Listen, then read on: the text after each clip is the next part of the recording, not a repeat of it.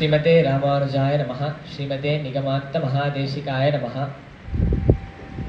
ராமன் எப்படி யாக சம்ரக்ஷணத்தை ஒரு சைல்ட்ஸ் பிளேவாட்ட சொன்னார்னு அடியனுடைய சகபாட்டியான ருத்ரன் ரொம்ப ஆச்சரியமா சாதிச்சார். அதை கேட்கும் போதே நமக்கெல்லாம் இப்படி மெய் சிலிர்க்கிறது.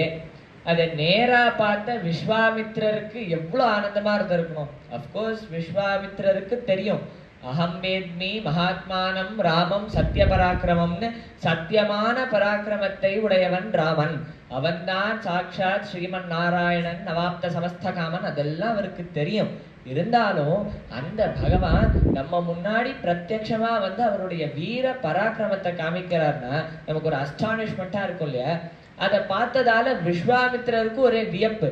அப்போ அவர் பார்க்கிறார், ராமா இந்த என்னுடைய யாகத்தை ரொம்ப ஆச்சரியமா சம்ரக்ஷணம் பண்ணி கொடுத்த, நீ பிற்காலத்துல ஒரு யாகம் பண்ண போற, அந்த யாகத்துக்கு தேவையான திவ்ய அஸ்திரங்கள் எல்லாம் உபதேசம் பண்றேன்னு விஸ்வாமித்திரர் ஒரு ஆச்சாரிய ஸ்தானத்துல இருந்து பலவித திவ்ய அஸ்திரங்கள் உபதேசம் பண்றார். இது யாகத்துக்கு திவ்யாஸ்திரமா புதுசா இருக்கே அப்படின்னா என்ன யாகம் அப்படி பண்ண போறார் ராமன்னா, அதுதான் இந்த சூர்ணிகையில சுவாமி தேசிகன் எடுக்கிறார். ரணாத்வர துரிய பவ்ய திவ்யாஸ்திர பிருந்தவந்தித. ரணம் அப்படின்னா போர், அத்வர அப்படின்னா யாகம்.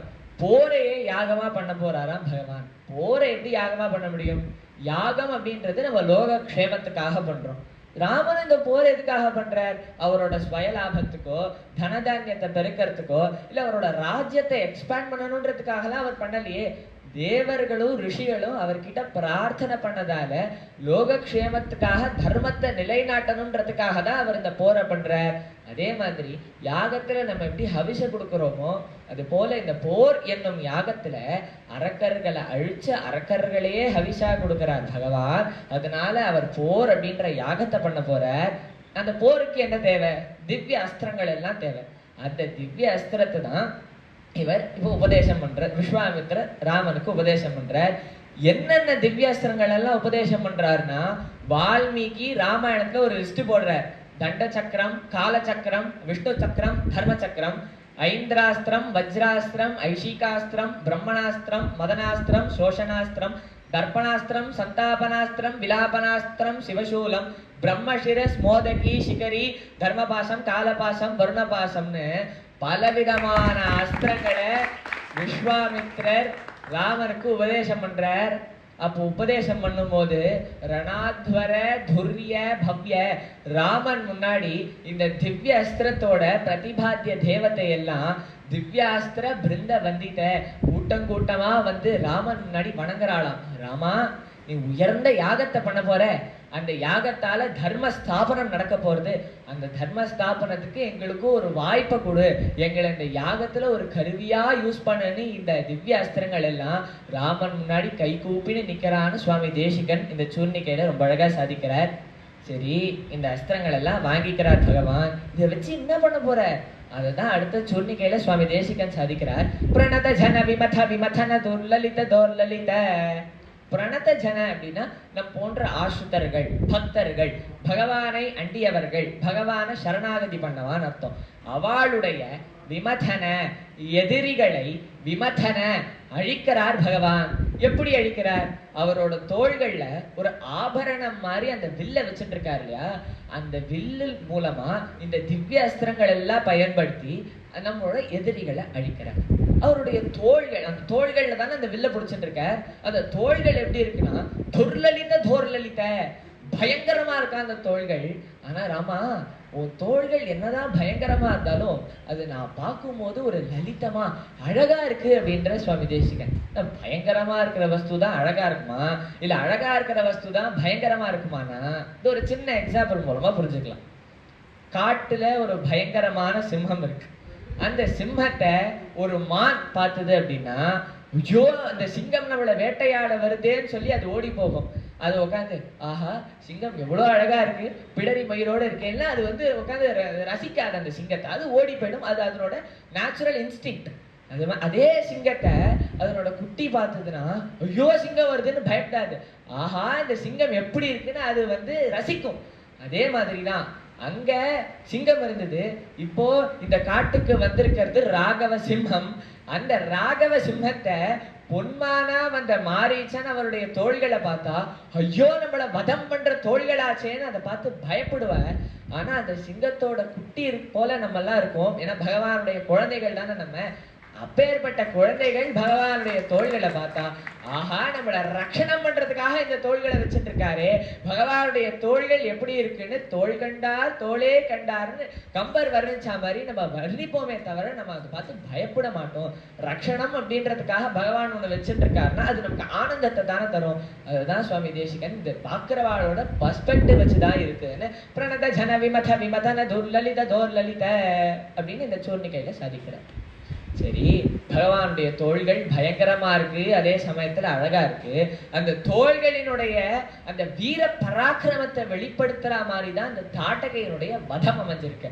அத சுவாமி தேசிகன் எவ்வளவு அழகா சாதிக்கிறார்னா தனு தர விஷிக விதாடன விகட்டித விஷராரு ஷராரு தாட்டகா தாட்டகேய. இந்த லாஸ்ட் 4-5 சூர்ணிகையோட சீக்வன்ஸ் எடுத்தோம்னா அது அப்படியே மாறி இருக்கு. ராமாயணத்துல முதல்ல தாட்டகையின் வதம் தான் வருது, அதுக்கப்புறம் தான் யாக சம்ரக்ஷணம். ஆனா சுவாமி தேசிகன் முதல்ல யாக சம்ரக்ஷணத்தை ராமன் அனாயாசமா சைல்ட்ஸ் பிளேவாட்டம் பண்ணார்னு சொல்லி அதுக்கப்புறம் தாட்டகா வதத்தை சாதிக்கிறார். ஏன் இந்த மாதிரி மிஸ்பிளேஸ் பண்ணி சாதிச்சிருக்காரு, அது மாத்தி சாதிச்சிருக்காரு அப்படின்னா இதுக்கு பகவானுடைய திருவுள்ளம்ன்றது சுவாமி தேசிகனுக்கு ரொம்ப நல்லா தெரியும். பகவானோட திருவுள்ளம் என்ன? பரித்ராணாய சாதுனாம், நம் போன்ற சாதுக்களை ரட்சணம் பண்றதா அவருக்கு முதல் ப்ரையாரிட்டி. அதுக்கப்புறம் தான் விநாசாய துஷ்கிருதாம்னு துஷ்ட நிகிரகம். ஆனா மாத்தி தானே நடந்தது. முதல்ல தாட்டகையின் வதம், அதுக்கப்புறம் தான் யாக சம்ரக்ஷணம். மாத்தி தானே நடந்ததுன்னா பகவான் யாக சம்ரக்ஷணத்தை பண்ணணும் தான் விஸ்வாமித்திரரோட போனார். யாக சம்ரக்ஷணம் பண்ணும் போது அந்த தாட்டகை சுபாஹு மாரீச்சன் இவா எல்லாம் ஒரு இடையூறா ஹிண்ட்ரன்ஸா வந்தா. அதனாலதான் பகவான் அழிச்சாரே தவிர அவரா தாட்டகையை தேடி போயெல்லாம் அழிக்கல. அதனால பகவானுடைய ப்ரையாரிட்டி நம் போன்ற பக்தர்களை ரட்சணம் பண்றது. அதுதான் வால்மீகி ராமாயணத்துல எடுக்கிறார். ரக்ஷிதா ஜீவலோகஸ்ய தர்மஸ்ய பரிரக்ஷிதா ரக்ஷிதா ஸ்வஸ்ய தர்மஸ்ய ஸ்வஜனஸ்ய ச ரக்ஷிதான்னு இந்த உலகத்துல வாழக்கூடிய பக்தர்களையும் ஜீவராசிகளையும் தர்மத்தை ரட்சணம் பண்றதுதான் பகவானுடைய ப்ரையாரிட்டின்னு சாதிக்கிறார். So as per the priorities முதல்ல யாக சம்ரக்ஷணத்தை சொல்லி அதுக்கப்புறம் சுவாமி தேசிகன் இந்த தாட்டகையின் வதத்தை சாதிக்கிறார். அதுவும் எவ்வளவு அழகா சாதிக்கிறாருன்னா தனுதர விஷிக. ராமனுடைய ஆரோஸ்ல எப்படி இருந்ததுன்னா குட்டி குட்டியா ஷார்ப்பா இருந்ததுதான், சூக்ஷ்மமா இருந்தாலும் அவருடைய ஆரோஸ் தீக்ஷ்ணமா இருந்தது. அந்த ஆரோஸை விதாடன அவர் அடிக்கிறார். யார் மேல? விகட்டிட்ட அரக்கர்கள் மேல அடிக்கிறார். எப்பேற்பட்ட அரக்கர்கள்? விஷராரு ஷராரு, யாராலையும் அந்த அரக்கர்களை துன்புறுத்தவே முடியாது.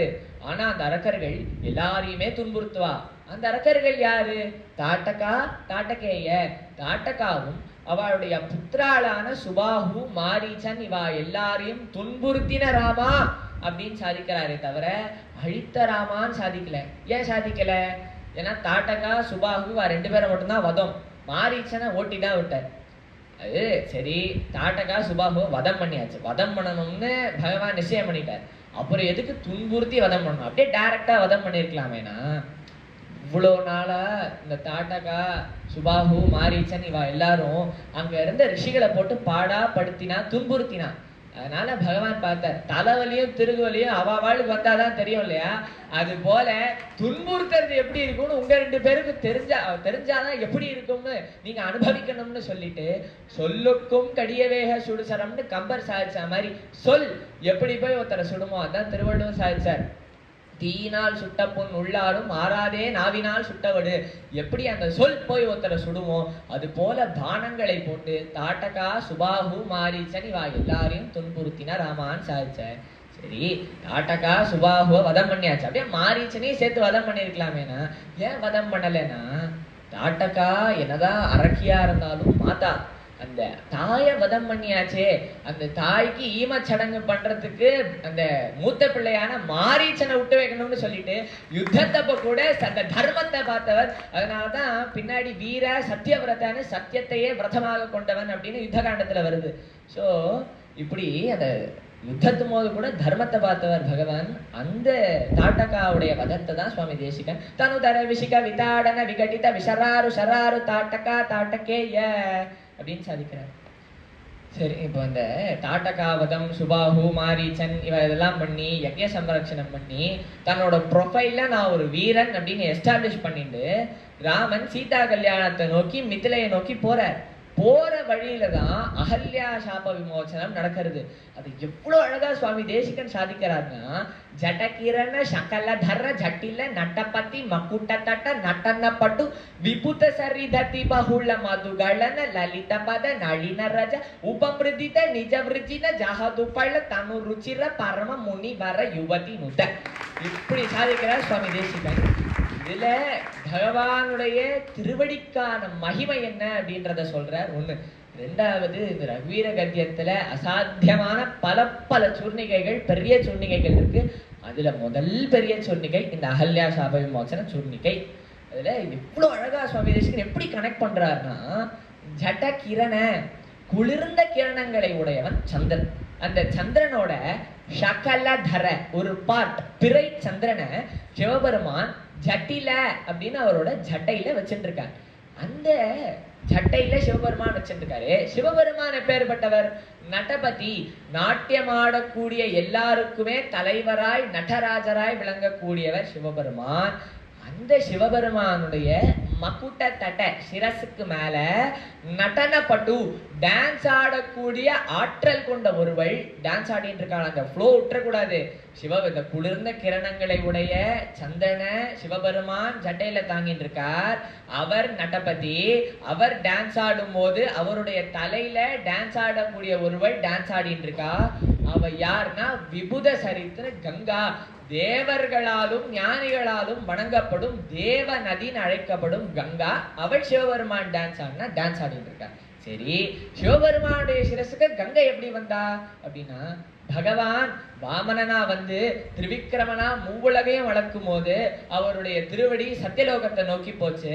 அப்ப பிரம்மா பார்த்தார், ஆஹா, பகவானுடைய திருவடியே நம்ம இல்லத்தை நோக்கி வருதே, அந்த பகவானுடைய திருவடிக்கு திருமஞ்சனம் பண்ண வேண்டாவோன்னு சொல்லி பகவானுடைய திருவடிக்கு திருமஞ்சனம் பண்ற. அந்த திருமஞ்சனம் பண்ண தீர்த்தம் அந்த கங்கை எப்படி வரானா, அதிபாகுள்ள மதுகளன ஒரு ஃப்ளட் ஆட்டம் வராலாம். அதுவும் சாடா ஃப்ளட் இல்ல, தேர் பெருக்கு மாதிரி வராலாம். அந்த ஃப்ளட்டையே தன்னுடைய தலையில தாங்கின்னு நிறுத்தியவர் சிவபெருமான். சரி, எங்கேருந்து அந்த ஃப்ளட் வந்தா, எந்த டேம்ல இருந்து வந்தானா, சுவாமி தேசிகன் சாதிக்கிறார், லலித பத நளின பகவானுடைய மென்மையான தாமரை போன்ற திருவடிகளிலிருந்து வந்ததால்தான் அந்த ஃப்ளட் ஒரு தேன் பெருக்கு மாதிரி மாறிதான். அதே லலித பத நளினன்னு மென்மையான தாமரை போன்ற திருவடிகளை உடையவன் தான் இப்ப பிறந்த அந்த ராமன்.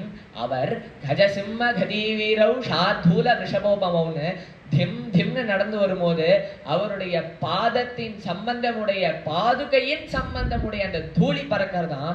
அது எப்படி இருக்குன்னா, பகவானுடைய திருவடி தாமரை மாதிரி இருக்கு. அந்த தாமரையிலிருந்து ஒரு தூசி வருது. அது எப்படின்னா அந்த மகரந்த பொடிகள் மாதிரி இருக்கான். அந்த மகரந்த பொடிகள் உபமிருதித்த நிஜ விருஜினன்னு கல் வடிவத்தில் இருக்கக்கூடிய அந்த பெண் மீது பட்டு அவளுடைய சாபம் நீங்கி ஜஹதுபல தனு ருச்சிர பரம முனிவர யுவதி நுதான் பரம முனியான கௌதமரோடு ஒரு யுவதியாக அகல்யாவாக தம்பதியினராக இருந்து ராமா உன்னை வணங்கினான்னு சுவாமி தேசிகன் இந்த ஸ்லோகத்தை ஜடகிரண சகல தர ஜட்டில நடபதி மக்குட்ட தட்ட நட்டனப்பட்டு விபுத சரிததி பಹುಳ மதுகளன லலித பத நளின ரஜ உபமிருதித நிஜ விருஜின ஜஹதுபல தனு ருச்சிர பரம முனிவர யுவதி நுத அப்படி சாதிக்கிறார். இதுல திருவடிக்கான மகிமையை சொல்றேன்னு சொன்னேன் இல்லையா? என்ன மகிமைனா, இப்போ கங்காவோட பேரு சொன்னாலே பாவம் போறது, கங்கால ஸ்நானம் பண்ணா எல்லா பாவமும் நீங்கும்னு சொல்றோம். எப்படி அவளுக்கு அந்த தன்மை வந்ததுன்னா, அன்னைக்கு திரிவிக்ரமனா வரும்போது அவருடைய பாத சம்பந்தம் அந்த கங்கையில பட்டது. அதனாலதான் அவளுக்கு அந்த தன்மை. அத்தோடு நம்மளை காப்பாற்றணும்னு பகவான் நினைச்சிட்டாருன்னா அந்த பகவானுடைய திருவடி கூட வேண்டாம், பகவானுடைய திருவடி சம்பந்தம் பெற்ற அந்த பாதுகா தூளி கூட போதும் நம்மளை காப்பாத்துறதுக்குன்னு சுவாமி தேசிகன் இந்த சூர்ணிகையை சாதிக்கிறார். இப்பேற்பட்ட மகிமையை வாய்ந்தது பகவானுடைய திருவடி. நமக்கு வரக்கூடிய எந்த அஷ்டங்களையும் அதை நீக்கக்கூடியது. அப்பேற்பட்ட திருவடி கிட்ட நம்ம சரணாகதி பண்ண என்னாகும், நம்முடைய பாவமான நம்முடைய எதிரிகளை பகவானானவர் அழிப்பார். அதுதான் சுவாமி பகவானானவர் அழிப்பார். நம்முடைய எதிரி யாரு? நாம் பண்ணக்கூடிய பாவங்கள் தான் நமக்கு முதல் எதிரி. அதனாலதான் நம்ம இந்த பூலோகத்துல புனரபி ஜனனம் புனரபி மரணம்னு இந்த சம்சார சாகரத்திலேயே கட்டுப்பட்டு இருக்கோம். அந்த பாவத்தையே அழித்து நம்மளை ஏத்துக்கிறவர் பகவான். அவருடைய திருவடியில சரணாகதி பண்ணா. அதான் ராமாவதாரத்தோட கோர் பிரின்சிபலே. சகிருதேவ பிரபன்னாய தவாஸ்மீதி ச யாச்சதே அபயம் சர்வபூதேபியோ ததாமியதத் விரதம் மம.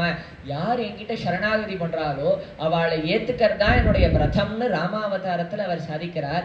அதுதான் அவருடைய கோர் பிரின்சிபல்.